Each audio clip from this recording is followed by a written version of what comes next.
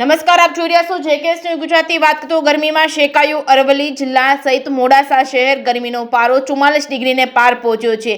સમગ્ર વાત કરવામાં આવે તો હાલ રાજ્યમાં કાળઝાળ ગરમીનો પ્રકોપ વ્યાપી રહ્યો છે, ત્યારે અરવલ્લીના મોડાસામાં ગરમીનો પારો 44 ડિગ્રીને પહોંચતા જ લોકોના જનજીવન તેમજ ત્રાહિમામ પોકારી ઉઠ્યા છે। અરવલ્લી જિલ્લા તેમજ મોડાસામાં ગરમીને જોર પકડતા જિલ્લો ગરમીનો પ્રકોપમાં શેકાયો હતો। કાળઝાળ ગરમીના તડકાને કારણે બપોરે લોકો ઘરમાંથી બહાર નીકળવાનું ટાળતા મોડાસા શહેરના રસ્તાઓ સુમસાન થયા હતા। મુખ્ય માર્ગો પર હીટવેવના કારણે કર્ફ્યુ જેવો માહોલ સર્જાયો છે। બીજી તરફ ભેજનું પ્રમાણ ઘટતા ગરમ પવનથી લોકો પરેશાન થઈ રહ્યા છે। કાળઝાળ ગરમીથી બચવા લોકોએ બપોરના સમયે ઘરમાં જ પુરાઈ રહેવાનું પસંદ કર્યું હતું। મે મહિનામાં છેલ્લા એક અઠવાડિયાથી રેકોર્ડ તોડ ગરમી પડવાથી બજારો તેમજ ગામડાઓમાં કર્ફ્યુ જેવો માહોલ છવાઈ જાય છે। આકાશમાંથી સતત વરસી રહેલા અગ્નિવર્ષા વચ્ચે હવામાન વિભાગે આગાહી કરી છે કે આ ઉપરાંત તમામ શહેરોમાં ગરમીનો પારો 44 ડિગ્રી રહેતા લોકોએ ગરમીથી ત્રસ્ત થયા હતા અને આ વખતે અતિશય ગરમી પડવાના કારણે લોકો હેરાન પરેશાન થઈ ગયા છે। ત્યારે હવામાન વિભાગ તેમજ નિષ્ણાત ડોક્ટરોએ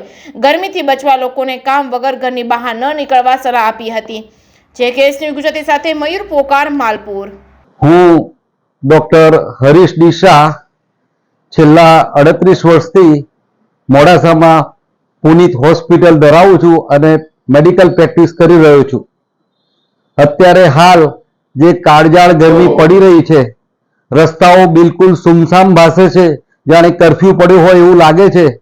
છેલ્લા કેટલાય દિવસોથી 42 થી 45 ડિગ્રીની વચ્ચે આપણે તાપમાનનો અનુભવ કરી રહ્યા છીએ।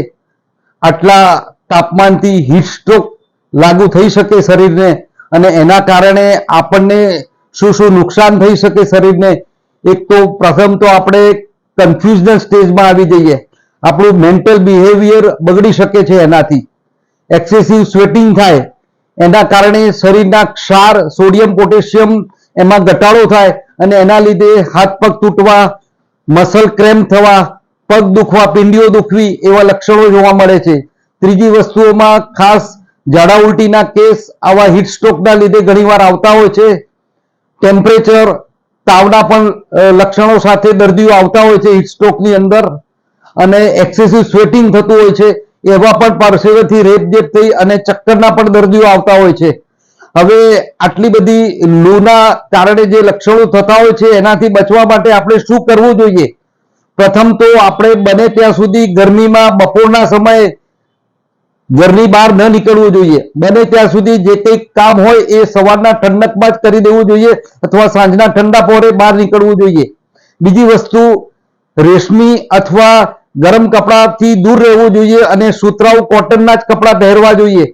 બની શકે તો પુષ્કળ પ્રમાણમાં પાણી પીવું જોઈએ। રોજનું લગભગ 4 થી 5 લીટર જેટલું પાણી પીવું જોઈએ અને બને તો ઇલેક્ટ્રોલ પાવડરનો પાણીની જગ્યાએ આપણે ઉપયોગ કરવો જોઈએ, જેથી આપણા શરીરના ક્ષાર જે ઓછા થતા હોય છે જે આપણે અટકાવી શકીએ। આપણા શરીરને ઠંડક મળે એ રીતે આપણે બને તો ઠંડા પીણા પીવા જોઈએ અથવા એર કન્ડિશન ચેમ્બરમાં બેસવું જોઈએ, પંખા નીચે બેસવું જોઈએ। શરીરના હાથે પગે આપણે હું ડૉક્ટર જમીલ ખાનજી ફિઝિશિયન છું મોડાસાની અંદર। અત્યારે સરકારના મતલબ હવામાન તત્વની ગાઈડલાઈન પ્રમાણે ગરમીનો પારો ખૂબ જ ઊંચો જઈ રહેવાની સંભાવના છે આવનારા 2-3 દિવસની અંદર।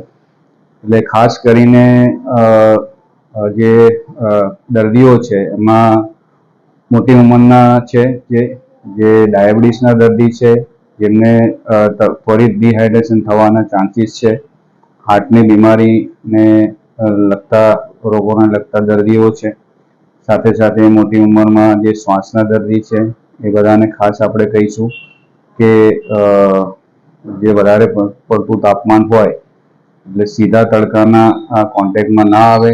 ખાસ કરીને નાના બાળકો પણ અત્યારે એમનું ખાસ ધ્યાન રાખે, માતા પિતા ખાસ ધ્યાન રાખે કે નાના બાળકોને આવી ગરમીની અંદર, તડકાની અંદર ઘરની બહાર ના મોકલે। બીજું, ઝાડા ઉલટીના પણ અત્યારે કેસ એ પ્રમાણે જોવા મળેલા છે, ટાઇફોઇડના કેસ પણ અત્યારે જોવા મળેલા છે। એટલે અત્યારે બહારનું જે બિન આરોગ્યપ્રદ ખાવાનું ટાળવું જોઈએ અને સાથે સાથે પાણી ખૂબ જ પ્રમાણમાં લેવું જોઈએ એટલે ડિહાઇડ્રેશન ના થાય। બીપી ઓછું થવા વાળા પણ દર્દીઓ અત્યારે જોવા મળેલ છે કે ગરમીના કારણે બહુ જ વધુ પડતું પાણી શરીરમાંથી નીકળી જવાના કારણે પણ ડિહાઇડ્રેશન થવાના કારણે બીપી ડાઉન થવું, ચક્કર આવવા, માથાનો દુખાવો, અતિશય તીવ્ર માથાનો દુખાવો થવો અને એના લીધે બેચેનીનો અનુભવ થવો, ઘણી વખત શ્વાસની તકલીફ થવી, પેટમાં દુખાવો થવો, પેટમાં અસહ્ય પીડા થવી, એ પ્રમાણેની તકલીફો સાથે પણ દર્દીઓ આવી રહ્યા છે. એટલે પાણી પુષ્કળ પ્રમાણમાં પીવું જોઈએ. તાજા ફળો જે સાઇટ્રસ ફ્રૂટ છે, તરબૂચ છે, શક્કરટેટી છે, ઓરેન્જ છે, એવા બધા ફળો લેવા જોઈએ. તેલી પદાર્થો, ખાસ કરીને ફેટવાળા જે પદાર્થો છે, ભજીયા છે, તળેલું છે, પૂરી છે, એ બધું એવોઇડ કરવું જોઈએ. અને બપોરનો જે અતિશય તડકો હોય છે, આપણે કહીએ 12 થી 4 કે 1 થી 4ની અંદર ઘરે જ રહેવું જોઈએ. તો આપણે બીમારીઓથી બચી શકીશું અને બીપી ડાઉન થવાના ચાન્સીસ અને ડિહાઇડ્રેશન ને બધું ઓછું રહે છે. એટલે ખાસ લોકોએ ધ્યાન રાખવું જોઈએ. આની અંદર છાશ પણ દહીં છાશ પણ તમે પુષ્કળ પ્રમાણમાં લઈ શકો છો. એટલે અને ખાસ કરીને જે મજૂર વર્ગના લોકો છે કે જેમને તડકામાં કામ કરવાનું રહે છે, તો એમણે પણ થોડું ખૂબ જ પાણી વધુ પડતું પ્રમાણમાં પીવું. સાથે સાથે જે આપણે લારીવાળા જે છે, જે ફ્રૂટ્સ ને બધું વેચે છે અથવા બીજું કંઈ જે પણ એ લોકોને ગરમીમાં કામ કરવાનું થાય છે, ગરમીમાં ઊભા રહેવાનું થાય છે, એ લોકો પણ પુષ્કળ પ્રમાણમાં પાણી પીવે, તડકાથી બચે.